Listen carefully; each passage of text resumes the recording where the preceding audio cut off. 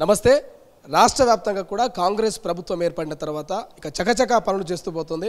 So నిన్న మంత్రులంతా కూడా మేడిగడ్డ వెళ్ళారు, సందర్శించారు. ఇక రీడిజైన్ పేరిట గత పాలకులు గత ప్రభుత్వం ఇక దోపిడీకి పాల్పడినటువంటి ఆరోపణలు చేస్తున్నారు. సో మాట్లాడదాం ఇదే అంశంపై. కాంగ్రెస్ పార్టీ సీనియర్ నాయకులు TPCC SCCL chairman Bellaiah Nayak గారు ఉన్నారు. సో ఏంటి బెల్లయ్య నాయక్ గారు ఏం చెప్తారు? మంత్రులు వీళ్ళంతా కూడా పోయిర్రు, చూసిర్రు, సో అదంతా ఉత్త బుడదలే ప్రయత్నం చేస్తున్నట్టు కూడా ప్రతిపక్షాలు విమర్శిస్తున్నాయి. ఏం చెప్తారు? నేనేమంటున్నా అంటే ప్రజలకు ఇక్కడ ఒక ప్రభుత్వం వచ్చిందనేటటువంటి నమ్మకం ఇప్పుడు ఏర్పడ్డది. తెలంగాణ రాష్ట్రం వచ్చిన తర్వాత ప్రభుత్వం లేదు, రాజు వచ్చిండు. నిజాం రాజు ఎట్లా వచ్చిండో కేసీఆర్ అనే రాజు వచ్చిండు.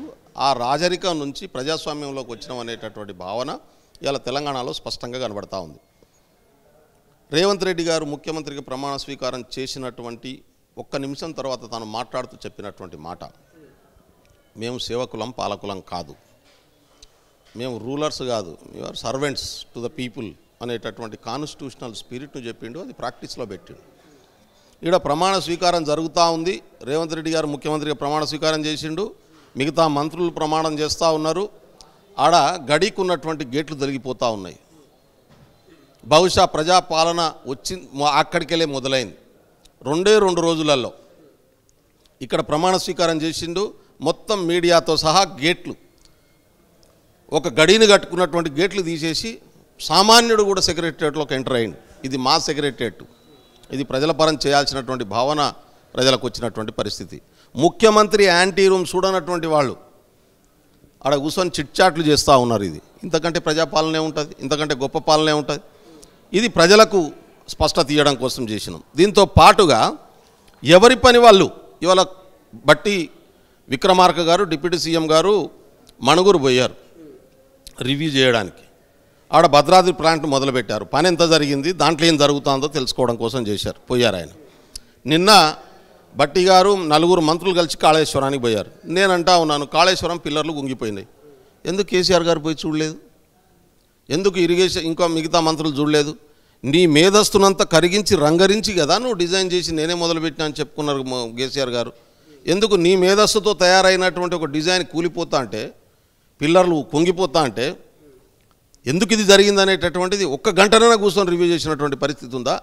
1 కాదు 2 కాదు, 1,27,000 కోట్ల రూపాయలు దాంట్లో పెట్టి అప్పులు చేసి నెలకు 6,000 వడ్డీలు కట్టే పరిస్థితి తీసుకొచ్చి ప్రజల సొమ్మది రాజులు ఖర్చు పెట్టినట్టు పెట్టేసి నీళ్ళపాలు చేసి నీళ్ళపాలైనాయా మన పాత గడికి పోయినాయా వెనక పైప్లకి వెళ్ళి?